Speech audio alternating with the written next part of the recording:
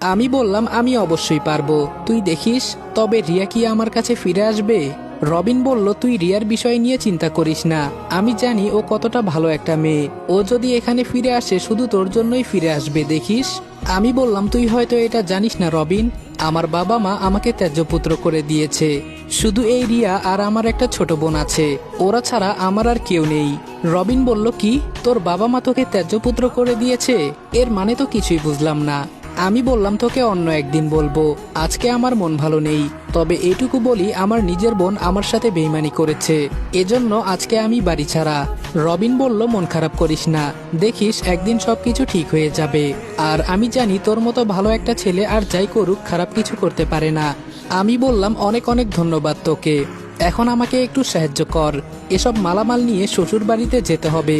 রবিন বলল, এই জন্য তুই আমাকে এখানে নিয়ে আসলি? আমি বললাম, হ্যাঁ, এজন্য তোকে সকাল সকাল এখানে ডেকে নিয়ে আসলাম, তুই ছাড়া আমার এখানে কে আছে বল? রবিন বলল, হয়েছে, আর ইমোশনাল ব্ল্যাকমেল করতে হবে না, চল আমি তোকে সাহায্য করছি। রবিনের সাহায্যে সবকিছু শ্বশুর বাড়িতে নিয়ে গেলাম। রবিন বাসায় সব জিনিসপত্র দিয়ে বলল, আমি এখন গেলাম, আর কালকে থেকে আমি আমার কাজকর্ম শুরু করব, তুই পরের দিন থেকে ম্যানেজারের দায়িত্ব পালন করতে পারিস। আমি বললাম, অনেক অনেক ধন্যবাদ তোকে। রবিন চলে যাওয়ার পর আমি শ্বশুর আব্বার কাছে গিয়ে বললাম, বাবা, আমার রুমটা যদি একটু দেখিয়ে দিতেন। শ্বশুর আব্বা বলল, দেখো বাবা, তুমি আমার মেয়ের জামাই, আমি চাই তুমি আজকে থেকে রিয়ার রুমেই থাকো। আমি বললাম, কিন্তু? রিয়ার বাবা বলল, দেখো, রিয়া তোমার বিয়ে করা বউ, আর তুমি বিশেষ করে আমার মেয়ের জামাই, রিয়া থাকলে তুমি বুঝি ওর রুমে থাকতে না? আমি বললাম, আচ্ছা ঠিক আছে বাবা। আমি সবকিছু নিয়ে রিয়ার রুমে গেলাম, পিচ্চি একটা মেয়ে, আর দেখো রুমটা কি সুন্দর করে সাজিয়ে রেখেছে। সবকিছু ঠিকঠাক করতে অনেকটাই সময় চলে গেল। বিকালে শাশুড়ি মার ডাকে ঘুম ভাঙলো। তিনি বলল, টেবিলে খাবার সাজিয়ে রাখা হয়েছে, আমিও যেন খেয়ে নেই। আমি চুপচাপ গিয়ে শ্বশুরের পাশে একটা চেয়ার টেনে বসলাম। হঠাৎ শাশুড়ি মা বলল, বাবা, তোমাকে কেমন যেন টেনশনে টেনশনে লাগছে, কিছু কি হয়েছে? আমি বললাম, আসলে আম্মা, রবিন একটা রেস্টুরেন্ট কিনতে চাইছে, ও 4/3 টাকা দিবে, আর বাকি 1 ভাগ আমাকে দিতে হবে, আর বিনিময়ে আমি ওর রেস্টুরেন্ট দেখাশোনা করব। রেস্টুরেন্ট থেকে যা আয় হবে রবিনের অর্ধেক আমার অর্ধেক, সবকিছু ঠিকঠাক আছে। আমার কাছে সব মিলিয়ে 50+ মতো হবে, কিন্তু বাকিগুলো কিভাবে ম্যানেজ করব এটাই চিন্তা করছি। শ্বশুর আব্বা হাসি দিয়ে বলল, আরে এই কথা, আমি তোমাকে একটা চেক লিখে দিব, ওখান থেকে তোমার যত ইচ্ছে তত টাকা তুলে নিতে পারো। আমি বললাম, না বাবা, আমি আপনার টাকা নিতে পারবো না, আমি চাইছি নিজের টাকা দিয়ে শুরু করতে। শ্বশুর আব্বা বলল, আরে আমার টাকা তোমার নিতে হবে না, তুমি এখন মনোযোগ দিয়ে ব্যবসা করো, পরে আমার টাকা আমাকে দিয়ে দিবে, কেমন? আমি বললাম, তাহলে ঠিক আছে। শ্বশুর আব্বা বলল, জামাই বাবা, তুমি আমার একমাত্র মেয়ের জামাই, আমার এই সব সম্পত্তি আমার মেয়ের নামে হবে, ও সারা জীবন বসে থেকেই এসব সম্পত্তি শেষ করতে পারবে না, আর ওর জামাই হলে তুমি। আমি এই কথা বলছি এজন্য যে তোমার কোনো কাজ করতে হবে না, তাই আমি বলছিলাম। আমি শ্বশুর আব্বাকে থামিয়ে বললাম, বাবা, আমি নিজ পায়ে দাঁড়াতে চাই, আমি নিজে কিছু একটা করতে চাই।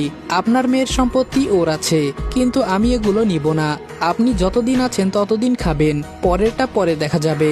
হঠাৎ করে শাশুড়ি মা কোথায় থেকে এসে বলল, বাবা, রিয়া ফোন করেছে, ও তোমার সাথে নাকি কথা বলতে চায়, নাও ওর সাথে একটু কথা বলো, ও লাইনে আছে। আমি খেতে খেতে বললাম, জানেন মা, যাদের আমি আপন ভাবি তারা আমাকে ছেড়ে দূরে চলে যায়, আমি মানুষটা অনেক খারাপ, না হলে আমার বউ আমাকে একা রেখে এভাবে চলে যেত না। ওকে বলবেন আমি ওর সাথে কথা বলতে চাই না, ও যেদিন দেশে ফিরে আসবে সেই দিন আমি কথা বলবো, এর আগে না। আর বলবেন যেই কারণে বিদেশে গিয়েছে সেটা যেন সফল হয়। খাবারের মাঝে পানি ঢেলে রুমের ভেতরে চলে গেলাম। রুমে গিয়ে চুপচাপ বসে থেকে কান্না করছি।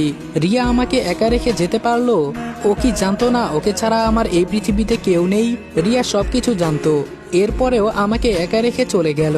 রাতে অল্প কিছু খেয়ে ঘুমিয়ে গেলাম। বাবা বলল, আমি রিয়ার সাথে কথা বলি নাই, এজন্য ও নাকি অনেক কান্না করেছে। কান্না করলে আমার কি, ও হয়তো কোনো ভুলের ভেতরে ছিল, কিন্তু আমি তো ওকে আমার ভালোবাসা দিয়ে সবকিছু ঠিকঠাক করে নিতাম, কিন্তু ও আমাকে কিছু না বলে বিদেশে চলে গেল। সকালে টাকা নিয়ে রবিনের কাছে দিলাম, ও সমস্ত কাজকর্ম শেষ করে বলল, তুই কালকে থেকে রেস্টুরেন্টে বসবি, আর আগে যে কর্মচারী ছিল ওরাই থাকবে, শুধু তুই সবকিছু দেখাশোনা করবি। পরের দিন আমিও আমার কাজে ব্যস্ত হয়ে গেলাম। দেখতে দেখতে আজকে 5 বছর হয়ে গেল। এই 5 বছরে আমি নিজেকে নিজে অনেক পরিবর্তন করে ফেলেছি। রেস্টুরেন্ট শপটা আমার নামে করেও আরেকটা রেস্টুরেন্ট কিনে নিয়েছি। একটা আমি দেখাশোনা করি, আরেকটা চেনা পরিচিত এক বন্ধুকে দিয়েছি দেখার জন্য। এই 5 বছরে আমি রিয়ার সাথে একদিনও কথা বলি নাই। আমি তো ভুলেই গেছি যে আমার বউ আছে কিনা। তবে পরি কারোর সাথে নাকি পালিয়ে চলে গেছে, এখনো ফিরে আসে নাই। আর রবিন ওর বাবার ব্যবসা দেখার জন্য বিদেশে চলে যায় আমাকে একা রেখে। আজকে রেস্টুরেন্টে বসে আছি, হঠাৎ করে একজন কর্মচারী এসে বলল, স্যার একজন ছেলে ঝগড়া করছে, আপনি গেলে ভালো হতো। চোখে চশমাটা লাগিয়ে সামনে গেলাম, গিয়ে দেখি একটা ছেলে আর একটা মেয়ে ঝগড়া করছে। হয়তো ওরা বয়ফ্রেন্ড গার্লফ্রেন্ড। রেস্টুরেন্টের বিল দিতে পারছে না দেখে এমন করছে। ঝগড়ার এক পর্যায়ে ছেলেটা চাকু দিয়ে মেয়ের মুখে আঘাত করতে চাইছিল। আমি এটা ফিরাতে গেলে আমার হাত অনেকটাই কেটে যায়। এই ঝামেলা এক সময় আমার হাতের নাগালের বাইরে চলে যায়। এজন্য আমি পুলিশ ডেকে ওদের ধরিয়ে দিলাম। একজন কর্মচারী এসে বলল, স্যার আপনার হাত অনেকটাই কেটে গেছে, তাড়াতাড়ি হাসপাতালে চলেন। আমি বললাম, হ্যাঁ আমাকে হাসপাতালে যেতে হবে, তুমি এই দিকটা একটু সামলে নিও কেমন, আমি যাব আর আসবো। কর্মচারী বলল, আচ্ছা ঠিক আছে স্যার। আমি হাসপাতালে গিয়ে দেখি একজন ডাক্তারও নেই কেবিনে, সবাই নাকি একজন ইমার্জেন্সি রোগী নিয়ে বিজি। একজন নার্স এসে বলল, স্যার 1 মিনিট, বড় ম্যাম আজকে হাসপাতালে এসেছে, আপনি একটু বসেন, একটু পরে তিনি আপনাকে দেখবেন। আমি হাতটা চেপে ধরে বসে আছি। কিছুক্ষণ পর নার্স এসে বলল, ম্যাডাম এখন ফ্রি আছে, আপনি তাড়াতাড়ি যান। আমি নার্সের কথা মতো ডাক্তারের কেবিনে চলে গেলাম। গিয়ে দেখি ডাক্তার কি যেন লেখালেখি করছে। তিনি মাথা নিচু করে বলল, বলেন আপনার কি সমস্যা। আমি বললাম, জি ম্যাডাম, আমার হাতে চাকুর টান লেগেছে। এটা শুনে যেই ডাক্তার আমার দিকে তাকালো। তো গাইস, যদি গল্পের পরবর্তী অংশটুকু সবার আগে দেখতে চাও তাহলে এখনই Sajid always on fire YouTube চ্যানেলে চলে যাও। ইউটিউব চ্যানেলে সম্পূর্ণ গল্প দেওয়া আছে। আর হ্যাঁ, তোমাদের জন্য সাজিদ অলওয়েজ অন ফায়ার চ্যানেলে সব সময় সবার আগে গল্প দেওয়া হয়। তো তোমরা আর দেরি না করে সেইখানে চলে যাও। আর এই ভিডিওতে তোমরা 1-2 হাজার কপি লিঙ্ক করে দিও। আমার ভালোবাসার মানুষ যারা আছে তারা এখনই কপি লিঙ্ক, লাইক, কমেন্ট আর আইডিতে যারা নতুন আছে এখনই শেয়ার করে দাও। তাহলে নেক্সট পার্ট খুব তাড়াতাড়ি আসছে।